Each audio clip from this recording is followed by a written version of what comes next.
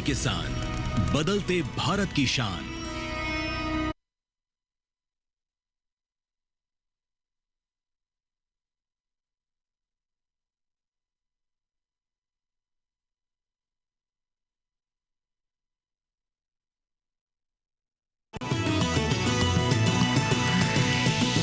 DD किसान, बदलते भारत की शान।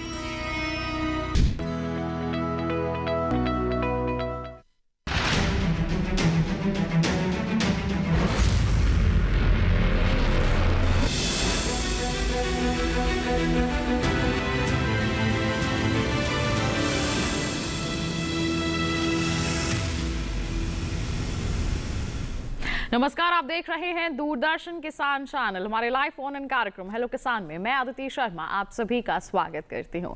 हमारे इस कार्यक्रम में हम खेती किसानी और साथ ही साथ पशुपालन से संबंधित जो महत्वपूर्ण विषय होते हैं उन्हें लेकर आते हैं, उन पर चर्चा करते हैं, आपके सवालों को सुनते हैं, जवाब आप तक पहुंचाते हैं, यानी कि समस्याओं का समाधान आप तक पहुंचाया जाता है। तो आज के हमारे इस कार्यक्रम में किन विषयों पर चर्चा होने वाली है, आइए सबसे पहले आपको इसी के बारे में जानकारी दे देते हैं। आज हम बात करेंगे पशुपालन से संबंधित विषयों पर। जी हाँ, रहेगा विषय हमारा पशुओं में पोषण सुरक्षा, बहुत ही महत्वपूर्ण विषय है। और साथ ही साथ चर्चा करेंगे मुर्गी पालन पर, जो एक बहुत ही बेहतरीन व्यवसाय है, आपको अच्छी आमदनी दिलवा सकता है। तो इन दोनों ही विषयों पर आज जो विस्तृत चर्चा होगी। आपके पास कोई सवाल है, कोई जानकारी आप हासिल करना चाहते हैं, उसके लिए आप हमारे टोल फ्री नंबर पर कॉल कर सकते हैं। टोल फ्री नंबर है 1800-113060, 1800-113061। हमारे टोल फ्री यानी कि निःशुल्क नंबर है, जिस पर आप अगले 1 घंटे के दौरान कॉल करके अपने जो सवाल हैं हमसे पूछ सकते हैं। साथ ही आपको बता दें, व्हाट्सएप नंबर के माध्यम से भी अपने सवाल हम तक पहुंचा सकते हैं। 8800-520-717 ये व्हाट्सएप नंबर है, इस पर आप तुरंत से मैसेज कर सकते हैं।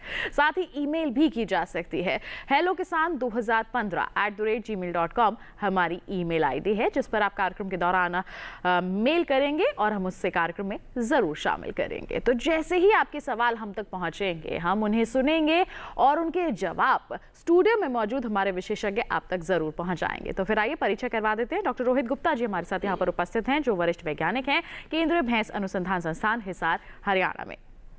साथ ही डॉक्टर केशव कुमार शर्मा जी हमारे साथ उपस्थित हैं, जो पशु चिकित्सा अधिकारी हैं पशुपालन विभाग दिल्ली सरकार में। आप दोनों का ही मैं बहुत बहुत स्वागत करना चाहूंगी हमारे लाइव फोन इन कार्यक्रम हेलो किसान में। तो किसान भाइयों बहनों, चर्चा होगी पशुओं में पोषण सुरक्षा और मुर्गी पालन के बारे में। अपने फोन को उठा लीजिए और सवालों के जो सिलसिला है उसकी शुरुआत कर दीजिए। टोल फ्री नंबर पर कॉल कीजिए, व्हाट्सएप कीजिए या फिर ईमेल कीजिए। हम आपके सवालों का इंतजार कर रहे हैं। इसी के साथ हमारी चर्चा की यहाँ पर शुरुआत कर लेते हैं। हमारा पहला जो विषय है पशुओं में पोषण सुरक्षा, उस पर हम यहाँ पर चर्चा सबसे पहले कर लेते हैं। तो डॉक्टर गुप्ता का रुख करना चाहेंगे। जब हम बात करते हैं पोषण सुरक्षा की, हमारे पशुपालक जो हैं पशुओं को लाते हैं, उनकी देखभाल भी करते हैं, लेकिन कहीं ना कहीं पोषण में कुछ ना कुछ कमी रह जाती है। तो इसके बारे में बताएं, पोषण सुरक्षा कितनी जरूरी है? जी बिल्कुल, जब भी हम पशु के प्रबंधन की बात करते हैं, किसी भी किसान का उद्देश्य ये रहता है कि वो अपने पशुओं से ज़्यादा उत्पादन ले सके। और उत्पादन तभी होगा जब उसके जो भी प्रबंधन के हर एक पहलू को वो सुचारू रूप से चला सके। प्रबंधन के पहलू हैं, एक तो सबसे पहले उसकी नस्ल अच्छी होनी चाहिए, और जो दूसरा सबसे मुख्य पहलू रहता है पोषण। यदि हम पशुओं का पोषण अच्छी तरह से करेंगे, तो जो भी हम पशुओं को खिला रहे हैं, जो उनकी ज़रूरत है उस हिसाब से खिला रहे हैं, तो अल्टीमेटली पशु उस चीज़ को अपने उत्पादन में परिवर्तित करता है।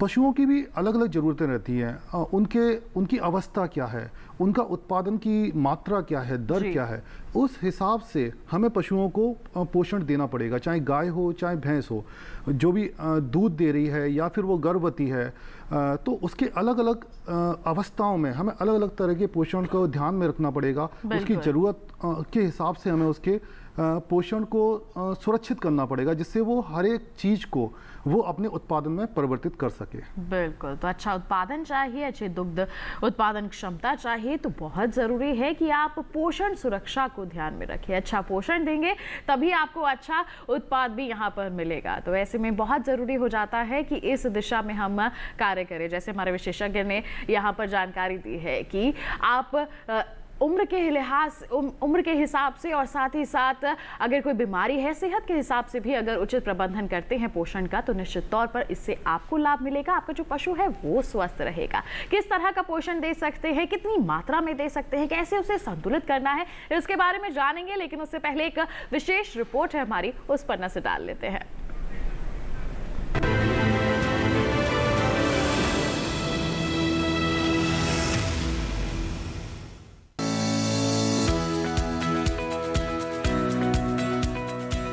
भारत में पशुपालन कृषि क्षेत्र का एक महत्वपूर्ण हिस्सा है। देश की 70% से अधिक ग्रामीण आबादी पशुधन पर निर्भर है। 2023 के आंकड़ों के अनुसार पशुधन भारत की कृषि जीडीपी में 30.19% का योगदान देता है। पशुओं के इतने महत्वपूर्ण योगदान को देखते हुए पशुओं की पोषण सुरक्षा पर ध्यान दिया जाना काफी महत्वपूर्ण हो जाता है। बता दें कि पशु पोषण का अर्थ है पशुओं को आवश्यक पोषक तत्वों की आपूर्ति करना, जिससे उनकी वृद्धि, प्रजनन और उत्पादन क्षमता बढ़ सके। पशु पोषण में अगर मिश्रित पशु आहार की बात करें तो मिश्रित पशु आहार विभिन्न खाद्य सामग्रियों को उपयुक्त अनुपात में मिलाकर बनाया गया एक मिश्रण है। मिश्रित पशु आहार मुख्यतः अनाज, चोकर, खलियां, दाल, चुनिया, कृषि औद्योगिक सह उत्पादों, खनिज पदार्थों और विटामिनों से मिलकर बनता है। यह पशुओं को जरूरी पोषक तत्व उपलब्ध कराने का सस्ता स्रोत है। मिश्रित पशु आहार बढ़ते बछड़ों व बछियों के लिए, वयस्क पशुओं के लिए, सूखे दुधारू एवं गाभिन पशुओं के लिए संतुलित और स्वादिष्ट पोषक आहार का काम करता है। दुधारू पशुओं को स्वस्थ रखने के लिए पशुओं को बिनौला, खल और खनिज मिश्रण दें। सेंधा नमक खिलाएं, जिससे पशु की पाचन शक्ति बनी रहे। पशु को शरीर के भार के अनुसार ही खिलाना चाहिए। अगर अच्छी किस्म का और पर्याप्त मात्रा में हरा चारा उपलब्ध नहीं हो तो गाय को 1 किलोग्राम और भैंस को 1.5 किलोग्राम दाना दें। गर्भावधि के अंतिम 2 महीनों में पशु को 1 से 1.5 किलोग्राम दाना प्रतिदिन देना चाहिए। पशु आहार देते समय पशु पालकों को कुछ खास बातों का ध्यान भी रखना चाहिए। आहार संतुलित हो और एक निश्चित अंतराल पर पशु को खिलाना चाहिए, जिससे पशु को पाचन से जुड़ी किसी भी तरह की परेशानी ना हो।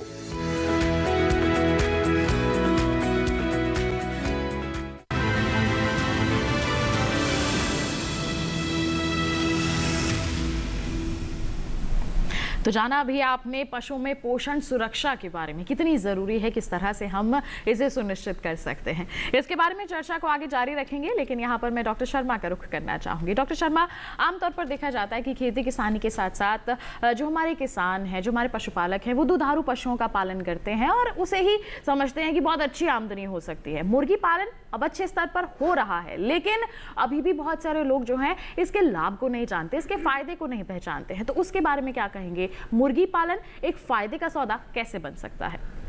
मुर्गी पालन जो है किसानों के जहन में नई जो पीढ़ियां आती चली गई हैं अभी, उनको एक अच्छा जिसे कहते हैं ना ऑल्टरनेटिव, बिल्कुल विकल्प बहुत अच्छा विकल्प मिला है। यानी कि आम के आम गुटलियों के दाम जी, या सस्ता व्यापार, जिसे कि बिना देखा जाए तो किसान इतने महंगे, एक अगर आप भैंस भी लेके आते हो 70-80 हज़ार की, 1 लाख रुपए की भैंस लेके आते हैं, इतने में तो इसकी कई गुना बड़ा व्यापार इससे संभव है और कम समय में आप इसका उत्पादन ले सकते हैं। बिल्कुल। और इसमें नुकसान होने की संभावना भी कम है और इसमें आपको बहुत मेहनत देने की या बहुत वो करने की, पैसा लगाने की आवश्यकता भी नहीं है।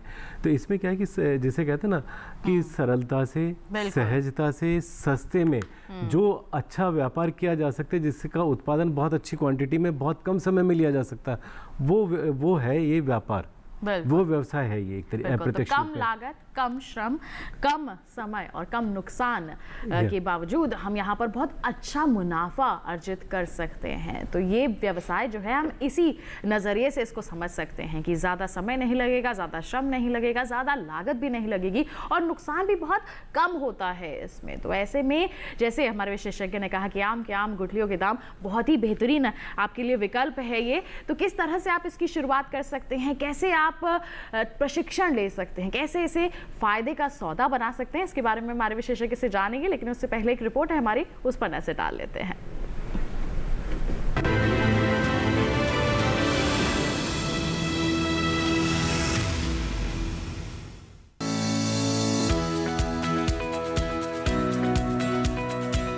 मुर्गी पालन एक ऐसा व्यवसाय है जिसे शुरू करने के लिए बहुत ज्यादा पैसों की जरूरत से बची रहेंगी।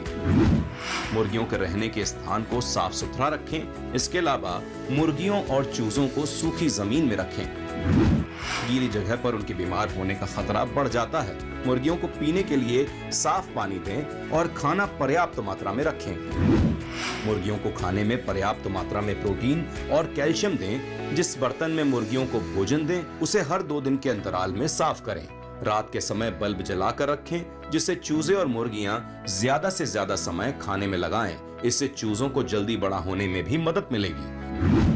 चूजों को बीमारियों से बचाने के लिए समय समय पर टीके लगवाते रहें। इसके अलावा बार बार चूजों को न छुएं, इससे वो डर जाएंगे और इसका असर उनकी वृद्धि पर भी पड़ेगा।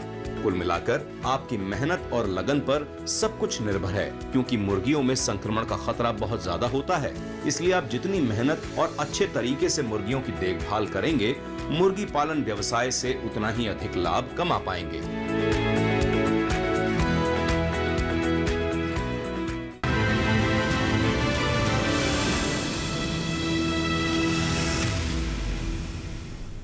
तो देखा अभी आपने मुर्गी पालन किस तरह से आपके लिए फायदेमंद बन सकता है। इसकी बारीकियों को हम समझेंगे हमारे विशेषज्ञ से, लेकिन इससे पहले मैं यहाँ पर डॉक्टर गुप्ता का रुख करना चाहूँगी। डॉक्टर गुप्ता, आपने बताया कि पोषण सुरक्षा सुनिश्चित करना बहुत ज़्यादा ज़रूरी हो जाता है।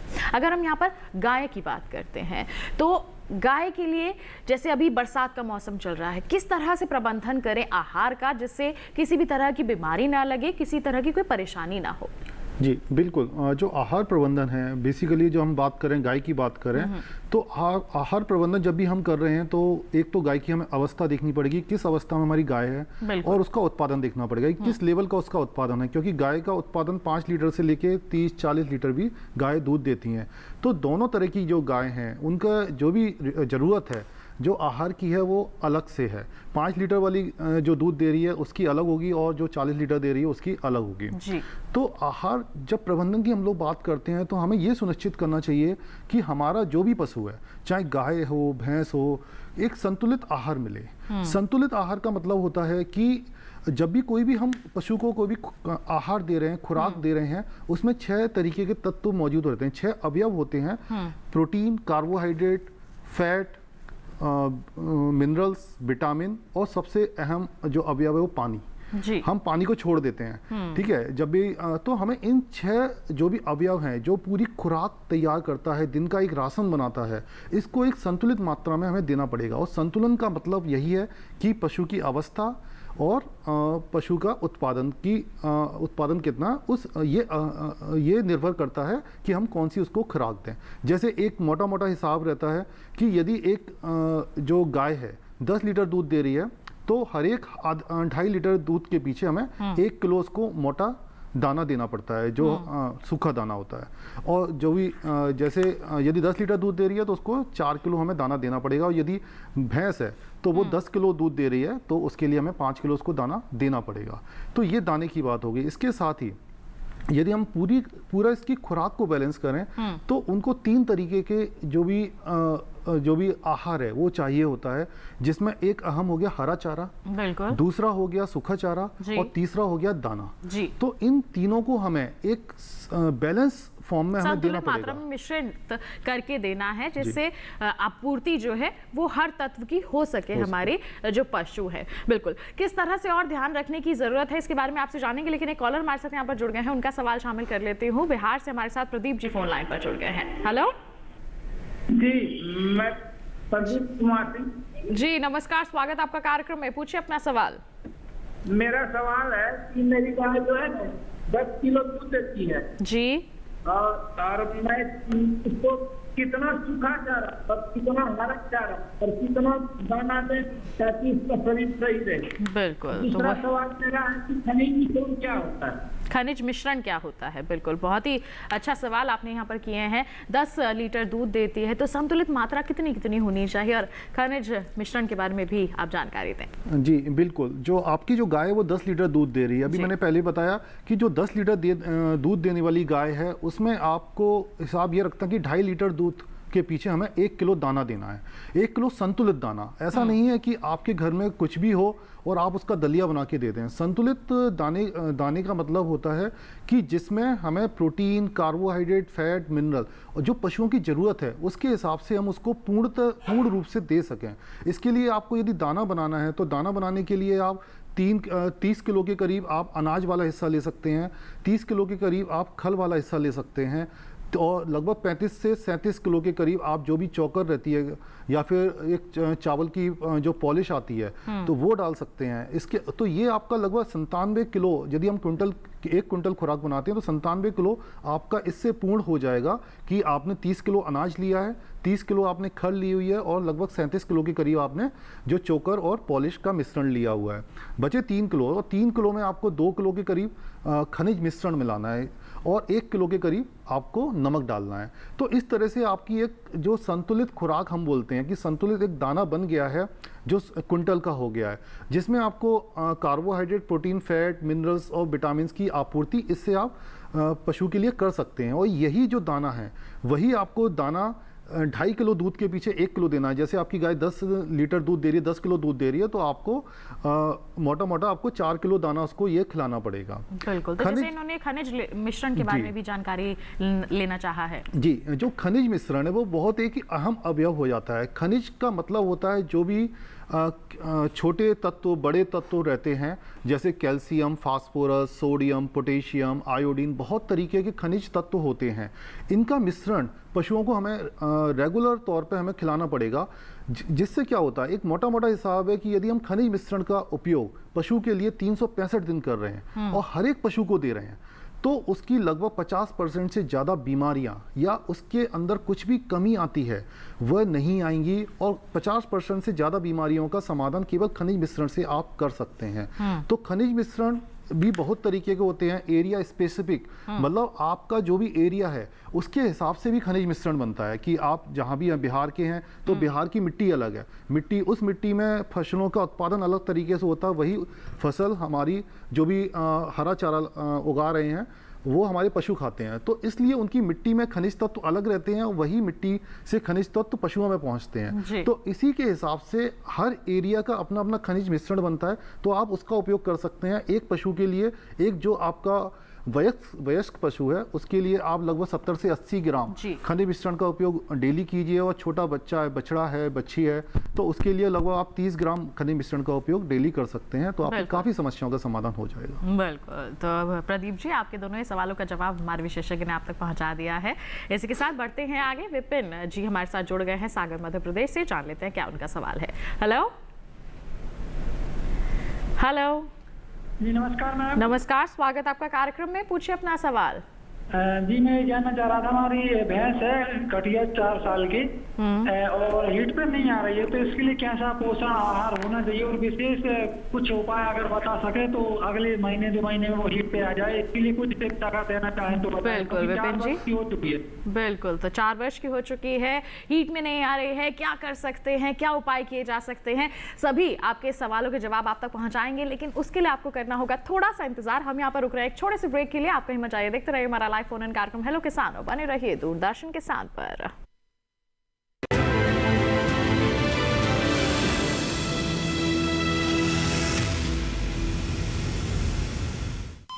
अरे सुन तो।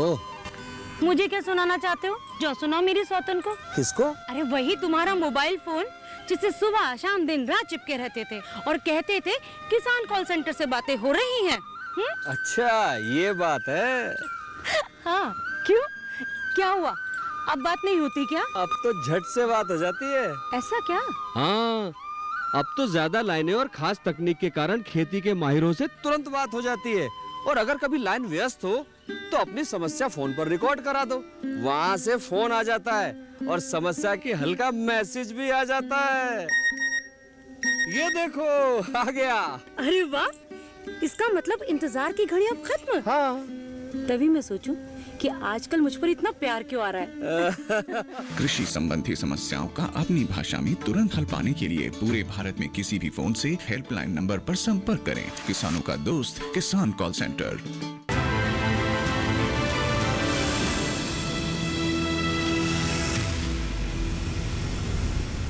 ब्रेक के बाद दूरदर्शन किसान चैनल के लाइव फोन इन कार्यक्रम हेलो किसान में आप सभी का फिर से स्वागत। आज बात हो रही है पशुओं में पोषण सुरक्षा के बारे में और साथ ही मुर्गी पालन के बारे में। आपके पास कोई भी सवाल है तो आप जल्दी से अपना फोन उठाइए, टोल फ्री नंबर पर कॉल कीजिए, यहाँ पर फ्लैश किया जा रहा है। व्हाट्सएप नंबर पर आप मैसेज कीजिए या फिर ईमेल आईडी पर मेल भी कर सकते हैं, अपने सवाल हमसे पूछ सकते हैं। ब्रेक पर जाने से पहले विपिन जी जिन्होंने कॉल किया था मध्य प्रदेश से, पूछा था कि 4 साल की भैंस है, कठिया है, जो हीट में नहीं आ रही है, तो डॉक्टर गुप्ता क्या जवाब रहेगा आपका? जी बिल्कुल, यदि इनकी 4 साल की भैंस है तो उसको अभी तक हीट में आ जाना चाहिए था। जो एक उम्र है लगभग 2.5 से 3 साल में भैंस जो है हीट में आ जाती है पहली हीट में। यदि नहीं आ पा रही तो हमें बहुत सारी चीज़ें देखनी पड़ेगी। सबसे पहली बात कि इनकी जो जानवर है उसका वजन कितना है। लगभग 300 से 350 किलो वजन होना चाहिए जब भैंस पहली बार हीट पर आती है। तो यदि भैंस कमजोर है तो हमें उसका एक तरीके से देखना पड़ेगा कि वो कमजोर क्यों है। आप कृमिनाशक दवाइयों का यूज कर सकते हैं कि यदि वो कमजोर है, उसको हम लोग अच्छे से फीड दे रहे हैं लेकिन लग नहीं रहा शरीर में, तो बहुत उसमें कृमियों का इन्फेक्शन भी हो सकता है, इन्फेस्टेशन हो सकता है किसी तरीके से। तो आप पहले वो सुनिश्चित कीजिए कि वह दिक्कत नहीं है। एक अच्छे तरह से उसको खुराक दीजिए जो उसकी ज़रूरत है। लगभग जो भी आप संतुलित दाना बना रहे हैं, लगभग 2 से 2.5 किलो संतुलित दाना की ज़रूरत है। ये यदि ये हम रेगुलर फॉर्म में देंगे और लगभग 30 से 35 किलो के करीब हरा चारा देना पड़ेगा, लगभग 4 से 5 किलो हमें सूखा चारा देना पड़ेगा और लगभग 2 से 2.5 किलो के करीब हमें सूखा दाना देना है उसको, संतुलित दाना। तो जिससे उसके शरीर की ज़रूरतें पूरी होंगी, वो शरीर में लगेगा और उसका वजन बढ़ेगा, तो उसके जो शरीर को संचालित करने के लिए जो भी ज़रूरतें हैं वो पूर्ण हो जाएंगे। एक यहाँ पे विशेष बात ध्यान ये जरूर रखनी है कि जो मैंने अभी बताया था मिनरल मिक्सचर, खनिज मिश्रण की आपको जरूर उनको देना है। लगभग 70 से 80 ग्राम खनिज मिश्रण आप डेली उपयोग कीजिए। एक बार यदि इससे भी नहीं होता, लगभग 1 महीने तक लगातार दीजिए, क्योंकि इसमें इस तरीके के खनिज तत्व होते हैं जो पशुओं के जो भी प्रजनन तंत्र को सुचारू रूप से चलाने की ज़रूरत होती है। जो कॉपर हो गया, कोबाल्ट हो गया, जिंक, आयरन, इन सब की ज़रूरत होती है एक प्रजनन तंत्र को चलाने के लिए, जिससे उसके हार्मोन बनते हैं और जो भी जानवर है वो आपका मध्य चक्र में आ जाता है। तो इन बातों का आप विशेष ध्यान रख सकते हैं। बिल्कुल, तो ये तमाम बातें हैं, महत्वपूर्ण बातें हैं जिन्हें आपको ध्यान में रखने की जरूरत है। आइए बढ़ते हैं आगे। डॉक्टर शर्मा का मैं यहाँ पर रुख करना चाहूंगी। मुर्गी पालन की शुरुआत करना चाहते हैं, चाहे हमारे ग्रामीण हो, चाहे युवा हो, चाहे देश के कोई भी जन हो, तो उनके लिए आपकी पहली सलाह क्या रहेगी? किस तरह से शुरुआत करें, पहला कदम क्या हो? सबसे पहले तो उनको अपने पास जो जगह है जी उसका चयन कर लेना चाहिए, क्योंकि आमतौर पे खुली हवादार रोशनीदार जगह होनी चाहिए जी। तत्पश्चात वो जैसे 3, 4, 5, 10 पोल्ट्री से शुरू कर सकते हैं, यानी कि जो कम पक्षी हैं उनसे शुरू कर सकते हैं। लेकिन वो तुरंत जितना जल्दी हो सके नज़दीकी पशु चिकित्सालय या नज़दीकी पशु चिकित्सा से संबंधित कोई भी जो संस्थान है वहाँ पे आमतौर पे 10-10, 15-15, 5-5 या 1 सप्ताह के छोटे-छोटे मॉड्यूल्स होते हैं ट्रेनिंग के, उनमें से ट्रेनिंग ज़रूर ले लें। बिल्कुल, बहुत जरूरी है। छोटी सी ट्रेनिंग उनको लाभ के इतने बड़े रास्ते पे डाल देगी कि वो लाभ कमाना चाहेंगे कम और मिलेगा ज़्यादा। जैसे कहते हैं ना, उम्मीद से ज़्यादा। तो पोल्ट्री वो चीज़ है, अगर कोई ढंग से करते हैं तो इसमें उम्मीद से ज़्यादा लाभ मिलता है।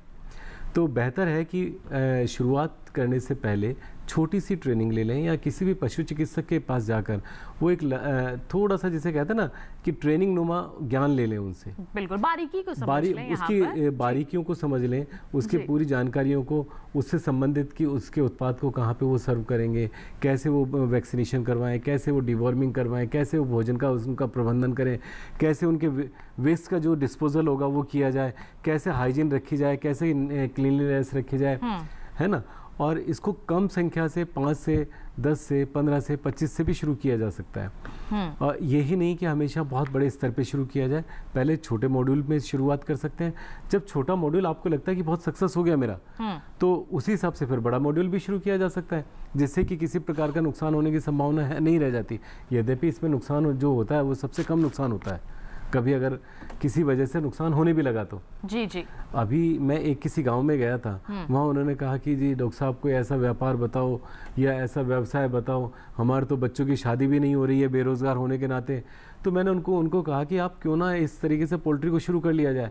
आज वो मेरे पास में आते हैं, वो डिफरेंट टाइप की बड़ी बड़ी गाड़ियाँ जी, उसके अंदर बैठ के वो आते हैं, उन्होंने कि साहब अब तो इससे ये सारा सब कुछ पोल्ट्री की मेहरबानी है साहब। बिल्कुल, तो आर्थिक स्थिति में तो काफी बदलाव यहाँ बदलाव पर आ जाता आ है। सकता है। अगर सही दिशा में आप आगे बढ़ते हैं और सही दिशा में आगे बढ़ना है तो उसके लिए उसकी जानकारी ले लेना बहुत जरूरी है। जैसे हमारे विशेषज्ञ ने यहाँ पर कहा है कि शुरुआती ज्ञान अगर आप ले लेंगे तो निश्चित तौर पर बहुत ज्यादा लाभ आपको मिल जाएगा मुर्गी पालन से। जैसे शुरुआत में कहा गया था, कम लागत है, कम श्रम है और यहाँ पर कम समय में आप अच्छा खासा मुनाफा अर्जित कर सकते हैं। तो बिल्कुल आप इस दिशा में आगे बढ़िए और हम भी आगे बढ़ते हैं। एक यहाँ पर सवाल आ गया है व्हाट्सएप के माध्यम से, जिसे कार्यक्रम में मैं अब शामिल करूंगी।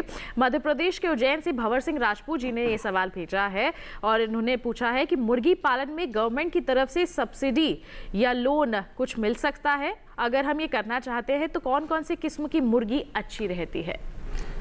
भंवर सिंह जी, आपने पूरा का पूरा सार पूछ लिया है जी। इसको मैं कुछ शब्दों में आपको पूरा समझा देता हूँ। हर राज्य के अंदर अलग अलग प्रकार की योजनाएं, कुछ राष्ट्रीय योजनाएं हैं जिसके अंदर की आपको जो पूरा फ्लॉक लेते हैं, यानी कि जिस साइज़ का आप पोल्ट्री फार्म बनाते हैं उसके आधार पर आपको अलग अलग छूट मिलती हैं, बैंकों से लोन मिलते हैं। और वो लोन जो होते हैं, सबसे बढ़िया बात यह है कि बहुत ही कम दरों पे, जैसे 3% पे उस पर सब्सिडी मिलती है। अगर कुछ स्थितियां हैं जो आप उनके अनुकूल और सारा सब कुछ वो कर देते हैं और वैसा ही मापदंड रखते हैं तो आपको 70 से 90% लोन में भी, लेकिन आपको बैंकों से संपर्क करना पड़ेगा और राज्य के अंदर वो योजनाएं लागू हैं या नहीं है ये आपको सुनिश्चित करना पड़ेगा। अब इसके लिए आप कहाँ से मालूम करें? जो आपके वहाँ पे बैंक है गांव में या जो आपके नज़दीकी बैंक है उनसे मालूम करें, या फिर पशु चिकित्सालय में जाके उनसे भी मालूम किया जा सकता है। अगर ये दोनों ही नहीं और आपके पास में नज़दीक में कोई कृषि विज्ञान केंद्र है तो आप वहाँ से भी बहुत सरलता से महसूस कर सकते हैं। मैंने कहा ना कि पोल्ट्री तो एक ऐसी चीज़ है जो सबसे सरल और सहज है। बिल्कुल। तो जैसे इन्होंने कहा कि अगर हम नस्ल की बात करते हैं तो उसके बारे में कुछ जानकारी देना चाहेंगे? इसमें क्या है, इसमें अलग अलग प्रकार की नस्लें होती हैं। जी जी। जैसे अंडा देने वाली नस्लें अलग हैं, मांस वाली अलग है और दोनों वाली अलग है। और इसके अलावा एक इंडियन जो वो ब्रीड्स हैं वो अलग है। जैसे अभी इस दिनों जो सबसे ज़्यादा प्रभाव चल रहा है वो चल रहा है, जैसे हमारी जो इंडियन ब्रीड्स होती हैं, जैसे कड़कनाथ है। कड़कनाथ मध्य प्रदेश में वैसे भी बहुत प्रचलित है। उसका तो अंडा भी 100 रुपए 200 रुपए के बीच में बिकता है। 80 रुपए से 200-250 रुपए तक का उसका अंडा बिकता है, एक अंडा। दूसरी बात, वो जो मुर्गा है वो 800 से लेके 2000 के बीच का उसका वो मुर्गा बिकता है। इनके अलावा जैसे वनराज है, ग्राम प्रिया है, तो ये जो सारी जो प्रजातियां हैं उनके बारे में भी बहुत अच्छा प्रयास किया जा सकता है। और इसके लिए आपको कुछ विशेष प्रकार का बनाने की आवश्यकता नहीं है।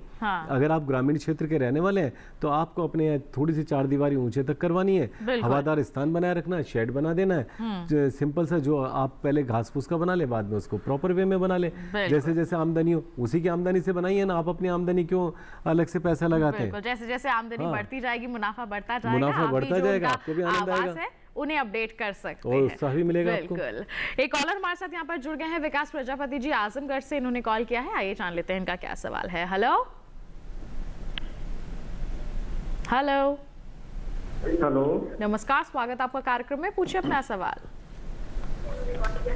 मैडम, मेरे पशु है जी, वो मतलब भैंस है, तो उसकी सींग में खुजली होती है, तो उसका कुछ उपाय है ठीक करने का? उसके सिर में खुजली होती है?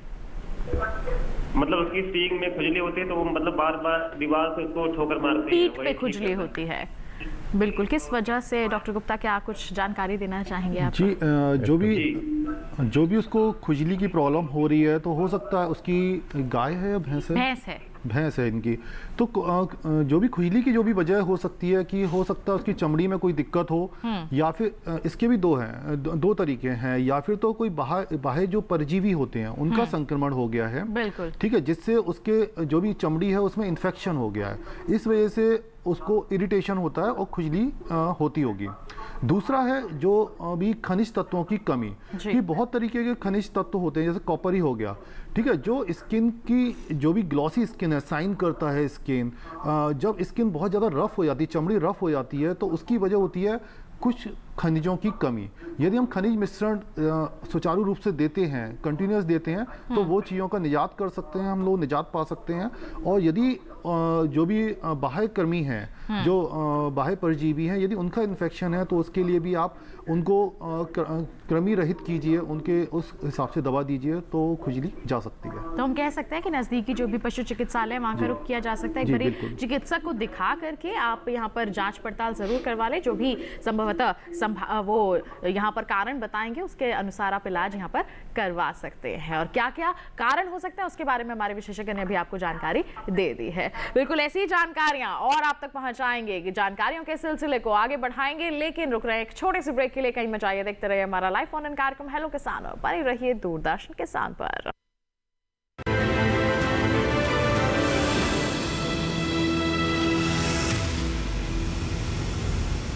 डीडी किसान ने कर ली है तैयारी, यहां मिलेगी पशुपालन की हर एक जानकारी, घर आंगन से लेकर व्यवसायिक फार्म तक, मुर्गी पालन से लेकर रेगिस्तान के जहाज तक। बीमारियों से पशुपालक बिल्कुल ना हो परेशान, विशेषज्ञ करेंगे आपकी समस्या का समाधान। देखिए अपना पशु चिकित्सक हर रविवार शाम 6:30 बजे दूरदर्शन किसान पर।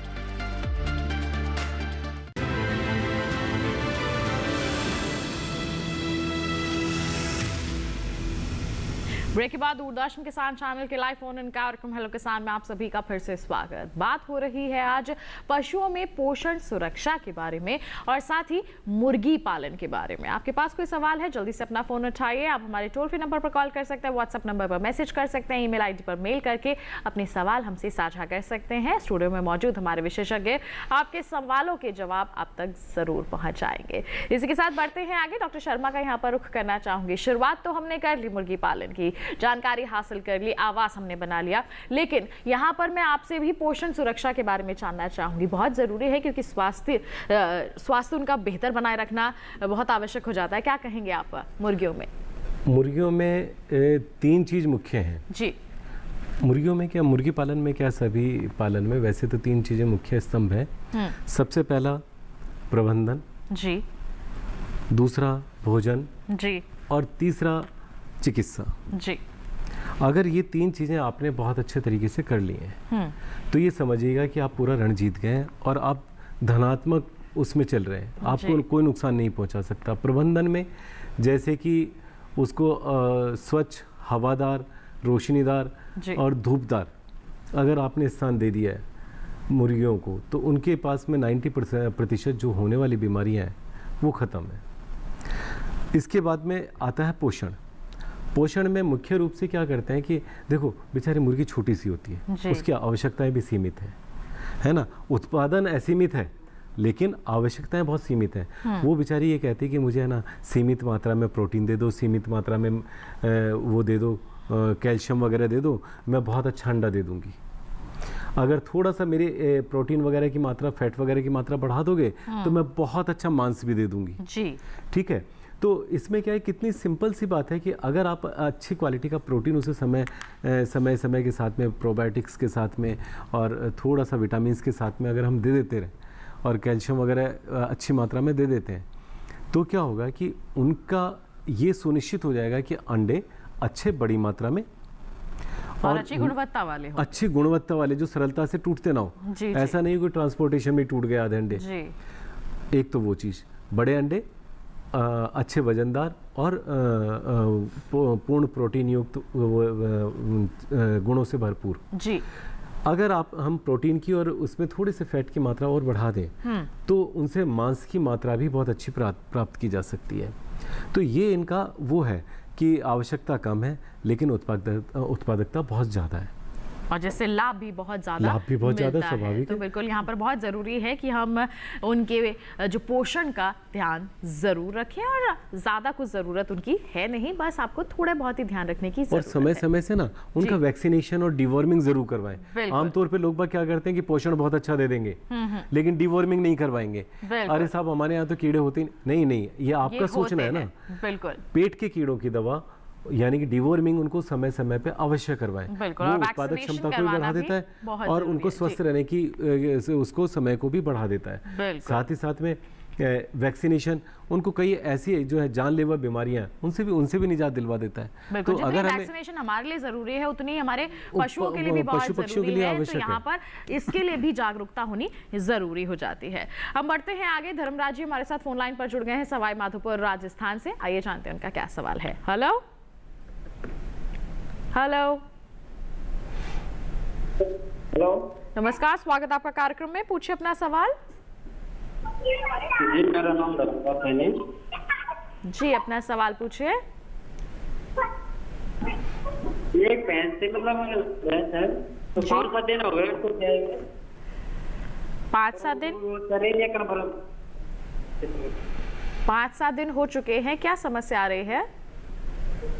वो कम चराई कम हो रही है, मतलब वो चारा कम उठा रही है।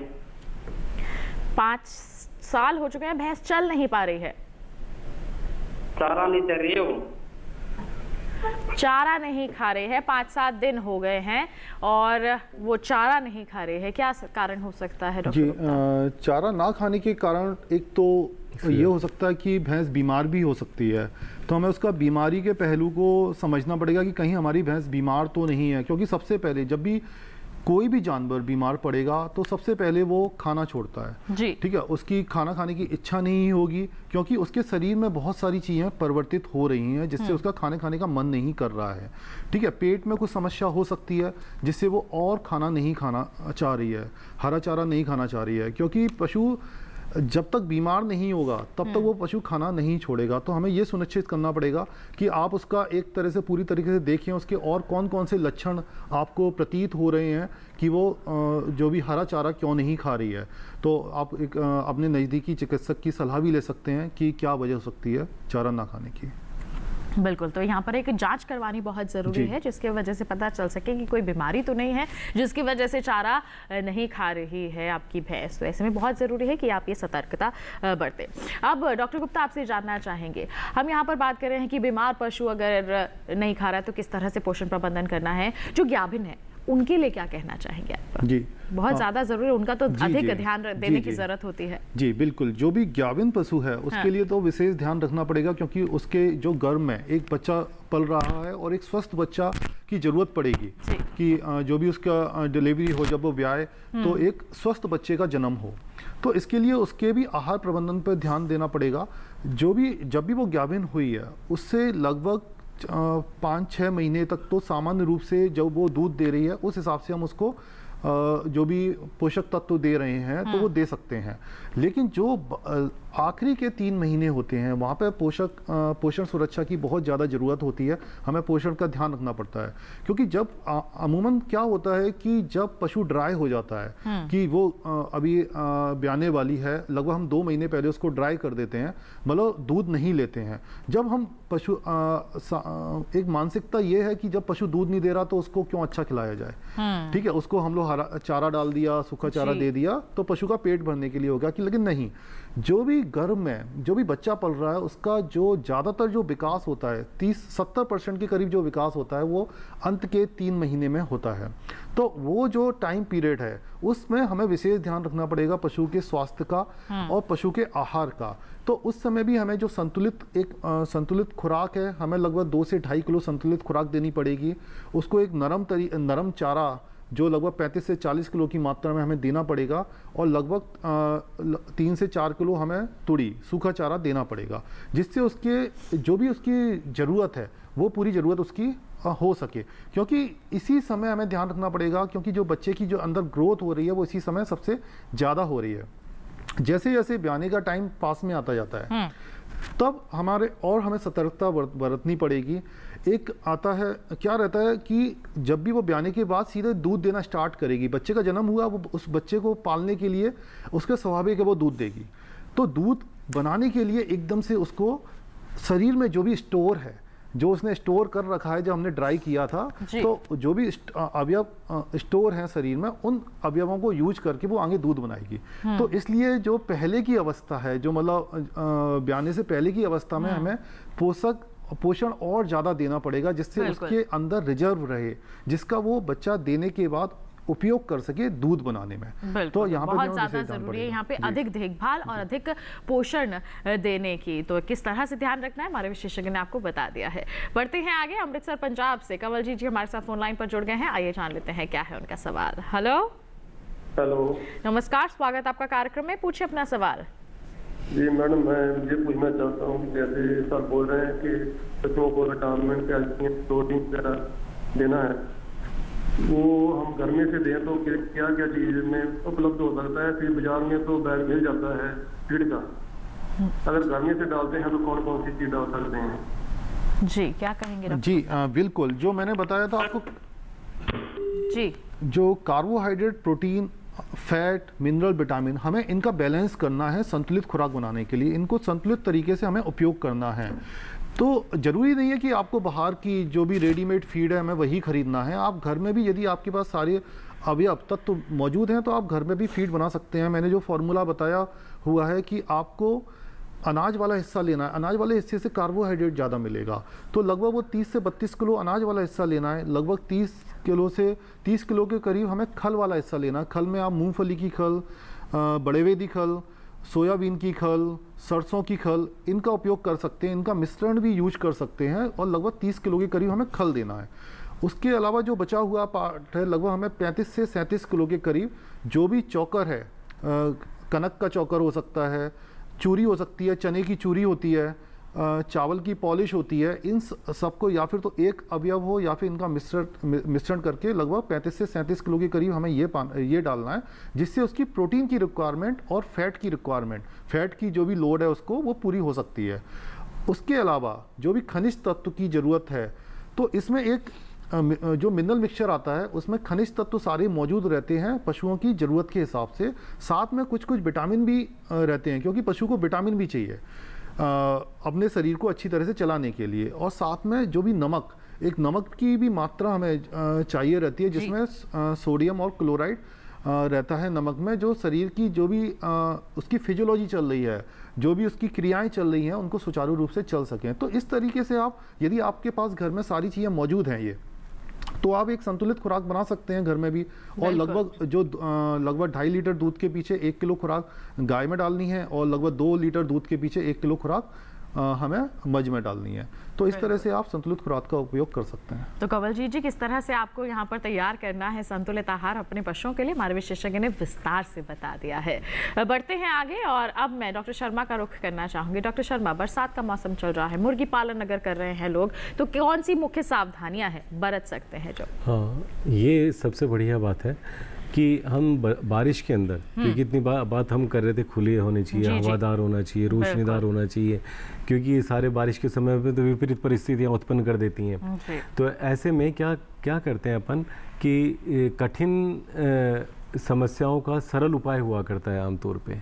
तो अपन क्या करें कि जो पॉलीथीन होती है वो उनके दरवाज़ों पे, खिड़कियों पे पूरी लगवा दी जाए सबसे पहले। तो दूसरी बात क्या है कि जो भी अंदर जा रहा है या जिस तरफ से पानी जाने की संभावना लगे, उनको कवर कर देना चाहिए, जिससे कि अंदर की तरफ ज़्यादा नमी ना जाए। क्योंकि नमी और गीलापन उनके यहाँ भी इतनी सारी बीमारियां आमंत्रित कर लेता है, जो कि जितना भी आप फ़ायदा सोच रहे थे वो सारा नुकसान में परिवर्तित हो जाता है। बिल्कुल।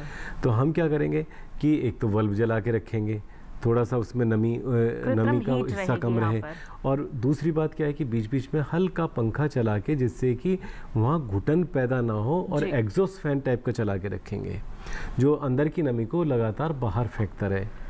और पर्दे जो हैं प्लास्टिक वाले, वो इन दिनों पूरी सावधानी के साथ में कोई समय से खोलना, जब बारिश नहीं हो रही तो उनको खोल दिया, और जब बारिश हो रही तो वापस बंद कर दिया, है ना।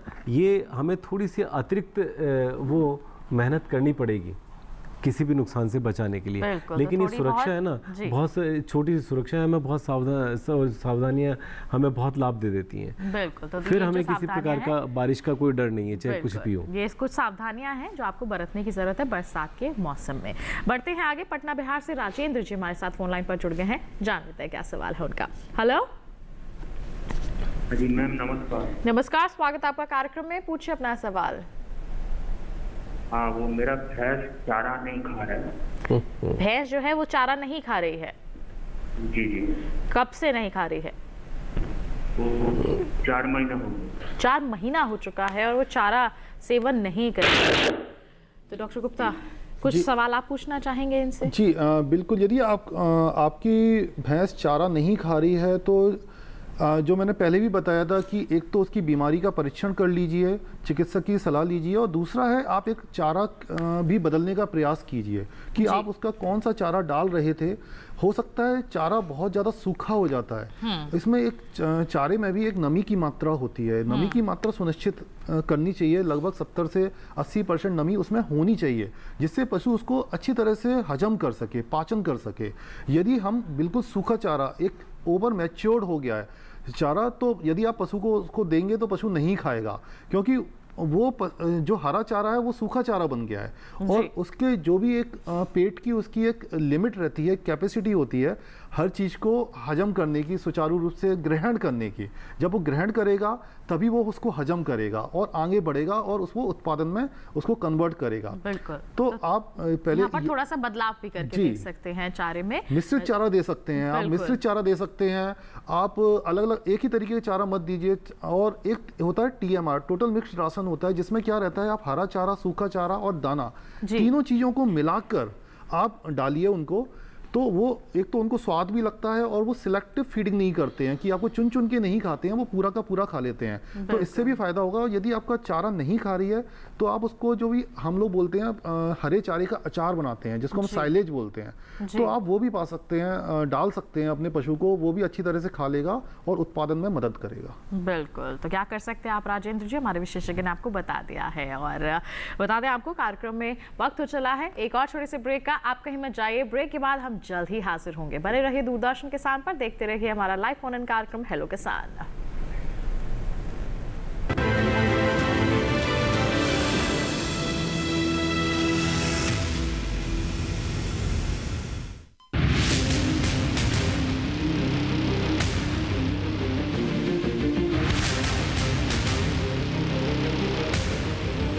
जब तपती है धरती, सूरज उगलता है आग, ठंड में जब सर्दी जमा देती सबके हाल, सब छुप जाते अपने अपने घरों में, तब बाहर निकलता सिर्फ एक इंसान, भरने के लिए हम सबका पेट, खून को पसीने की तरह देता बहा, थक जाता, झुलस जाता, हो जाता बीमार, तब उसकी सेहत का ध्यान रखता सिर्फ DD किसान।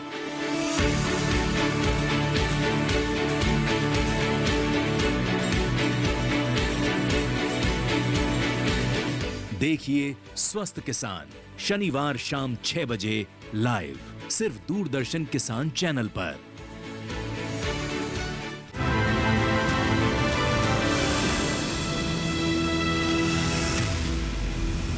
ब्रेक के बाद दूरदर्शन किसान चैनल के लाइव फोन इन कार्यक्रम हेलो किसान में आप सभी का फिर से स्वागत। बात हो रही है पशुओं में पोषण सुरक्षा की और साथ ही साथ मुर्गी पालन के बारे में। आपके पास कोई सवाल है, जल्दी से अपना फोन उठाइए क्योंकि समय काफी कम रह गया है। इस वक्त एक कॉलर हमारे साथ जुड़ गए हैं, आइए जान लेते हैं क्या है उनका सवाल। हेलो, चंद्रभान जी मध्य प्रदेश से हमारे साथ जुड़े हुए हैं। हेलो, नमस्कार जी नमस्कार, स्वागत आपका कार्यक्रम में, पूछिए अपना सवाल। मैं मेरे भैंस 2.5 महीने का बहुत लग रही है। आपकी जो भैंस है 2.5 महीने से क्या समस्या आ रही है? भैंस के बच्चा कीड़े लगते हैं ना। आपका जो सवाल है वो स्पष्ट तौर पर हम सुन नहीं पा रहे हैं, एक बार दोहरा दीजिए। बच्चों को, भैंस के जो बच्चे हैं उनको कीड़े लग रहा है, बहुत किल्ली हो रही है, छोटे छोटे कीड़े की समस्या आ रही है, क्या कहेंगे डॉक्टर गुप्ता? जी बिल्कुल, छोटे जो भी बच्चे हैं, काफ जो रहते हैं उनमें किलनी की दिक्कत आ रही है। तो किलनी की दिक्कत तब आती है जब हमारे जो भी बाड़ा है वो साफ नहीं है जी। जो भी किलनी के जो अंडे होते हैं वो उसके फर्श पर पड़े रहते हैं, वो बड़े होके वो पशु के शरीर पर लग जाते हैं। तो उसके लिए सबसे पहले आपको सुनिश्चित करना पड़ेगा, एक अच्छे से साफ सफाई रखें आप। अपने जो भी बाड़ा है, जो जहाँ पर आप बच्चों को रख रहे हैं, उसको हफ्ते में 2 बार फिनाइल का उपयोग कीजिए, फिनाइल से वॉश कीजिए। और उससे पहले भी आप ज़्यादा दिक्कत आ रही है तो कुछ दवाइयाँ आती हैं जो भी किलनी के अंडे रहते हैं उनको मारने के लिए हम लोग उपयोग करते हैं, तो आप उनका यूज कर लीजिए पहले बाड़ा धोने के लिए। उसके बाद आप रेगुलर फिनाइल से उसको वॉश कर सकते हैं। साथ में कुछ और भी दवाइयाँ आती हैं जो बाह्य परजीवी हैं उनको ख़त्म करने में सहायक होती हैं। मैंने पहले ही बताया था, जो कृमिनाशक देते हैं हम, एक वो पेट के अंदर के कीड़े को मारने के लिए भी रहती हैं, और जो बाहर जो भी कीड़े लगे हुए हैं उनके लिए हम लोग उपयोग कर सकते हैं। तो आप बच्चों का वजन के हिसाब से पहले आप वजन कर लीजिए बच्चों का, उस हिसाब से ही दवाई का उपयोग करना है। वैसे भी यदि एक सामान्य तौर पर यदि कोई भी बच्चा पैदा हो रहा है तो उसकी जब 10 दिन की उम्र हो गई है उसको बाद हम एक प्रैक्टिस में लाइए कि 10 दिन की उम्र में उसको एक बार कृमिनाशक करना ही है। उसके बाद आप 21 दिन में करना है, उसके बाद 1 महीने में, उसके बाद 3 महीने में, उसके बाद 6-6 महीने में आपको कृमिनाशक करते रहना है, जिससे आपको ये सारी किलनी की दिक्कत खत्म हो सकती है। बिल्कुल, तो क्या करना है आपको चंद्रपाल जी, हमारे विशेषज्ञ ने आपको बता दिया है। इसी के साथ बढ़ते हैं आगे, और एक जो सवाल है वो हमारे पास व्हाट्सएप के माध्यम से आ गया है, उसे कार्यक्रम में हम शामिल कर लेते हैं।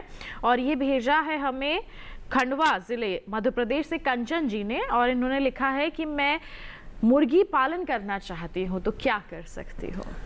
कंचन जी, सबसे पहले तो आप अपने पास में स्थान की उपलब्धता देखिएगा जी।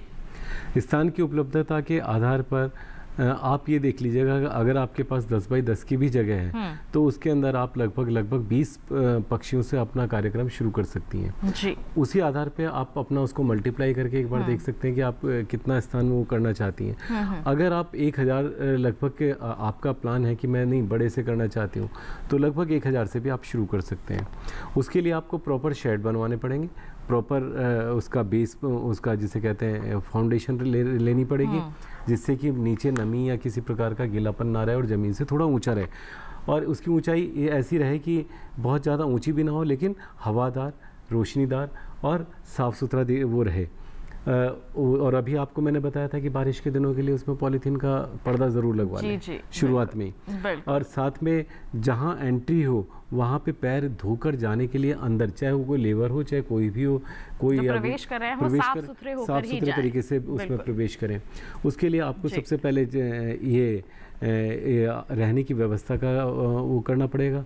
उसके बाद में दूसरे नंबर पे आती है कि आप चयन किस प्रकार की उसका मुर्गियों का कर रहे हैं, किस उद्देश्य से कर रहे हैं, किस उद्देश्य से कर रहे हैं, कि अंडे वाले या मांस वाली या दोनों का उपयोग वाली, तो 3 प्रकार की कैटेगरी में से, या फिर इन सब चीज़ों से जो चौथी वाली जो सबसे ज़्यादा फायदेमंद है जी, जिसको कि अभी तक हमारे यहाँ पे इग्नोर किया जाता था, यानी कि जिसको टाल दिया जाता था, जिसमें ग्राम प्रिया, वनराज, कड़कनाथ, इस टाइप की प्रजातियाँ हैं।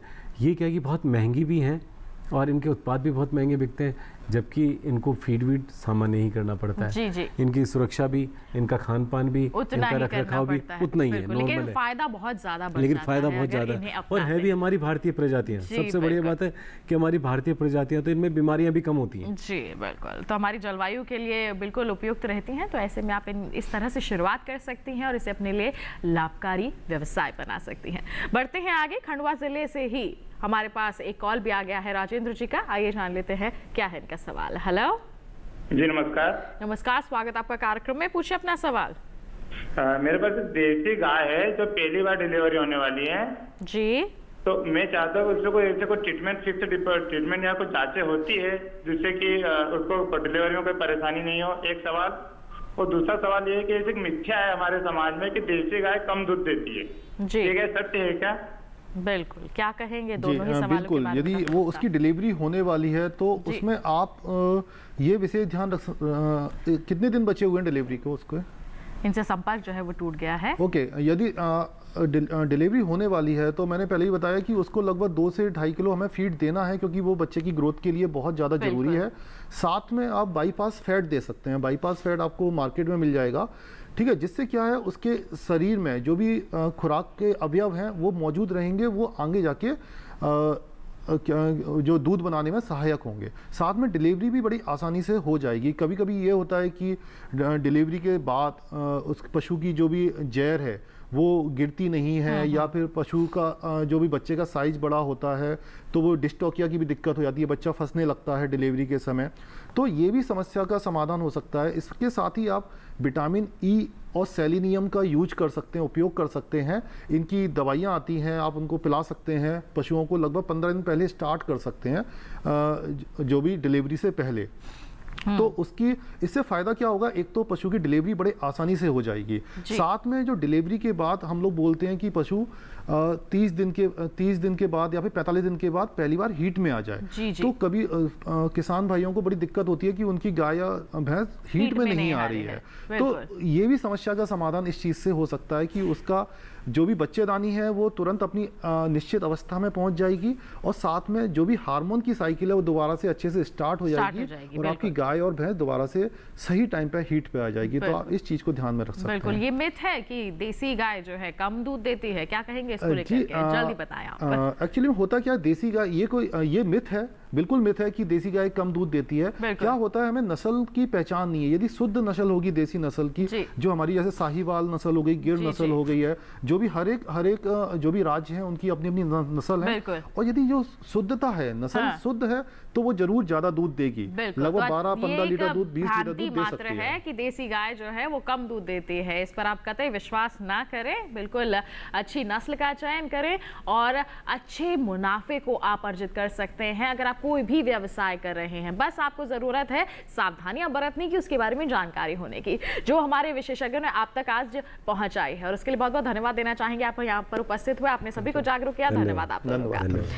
तो किसान भाइयों बहनों, जाना आपने पशुओं में पोषण सुरक्षा के बारे में, मुर्गी पालन के बारे में। अब अगले कार्यक्रम का क्या विषय है उसके बारे में आपको जानकारी दे देते हैं। अगले कार्यक्रम में हम बात करने वाले हैं अनानास की खेती के बारे में, और इसके साथ ही चर्चा होगी किसान उत्पादक संगठन यानी कि एफपीओ के बारे में। कोई सवाल है आपके पास, उसके लिए आप क्या कर सकते हैं, आप पहले ही हमें पहुंचा सकते हैं। ईमेल कीजिए हमें hellokisan2015@gmail.com हमारी ईमेल आईडी है। और अगर आप कॉल सेंटर नंबर पर कॉल करना चाहते हैं तो उसका नंबर नोट कर लीजिए, 1800-113060 नंबर है, जिस पर आप सोमवार से शनिवार सुबह 6 बजे से रात के 10 बजे तक कॉल करके अपना सवाल रिकॉर्ड करवा सकते हैं, जिसे हम कार्यक्रम में जरूर शामिल करेंगे।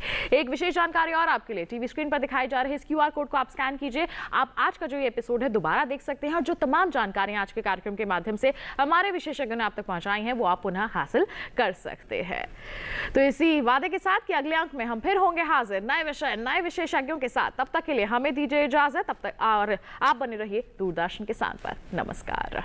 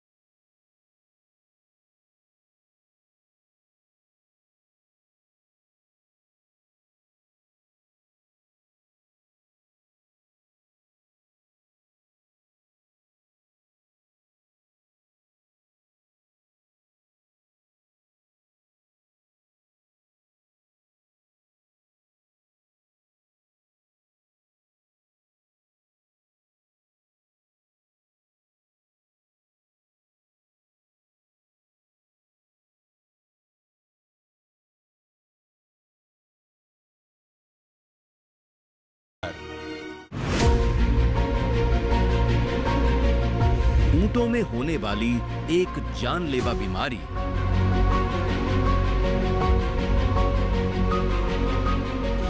भयंकर रोग से बचाव की क्या करें तैयारी।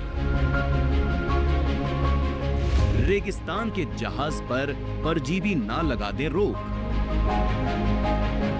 कहीं बढ़ न जाए देखते ही देखते इसका प्रकोप।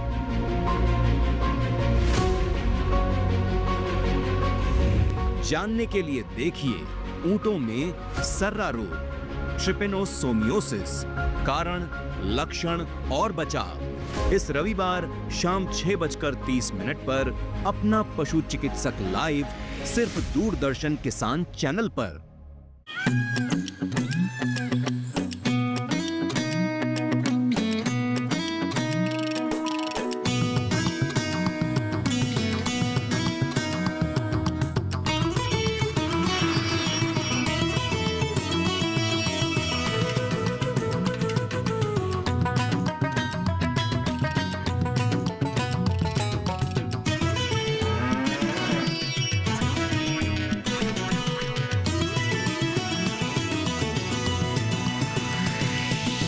डीडी किसान, बदलते भारत की शान।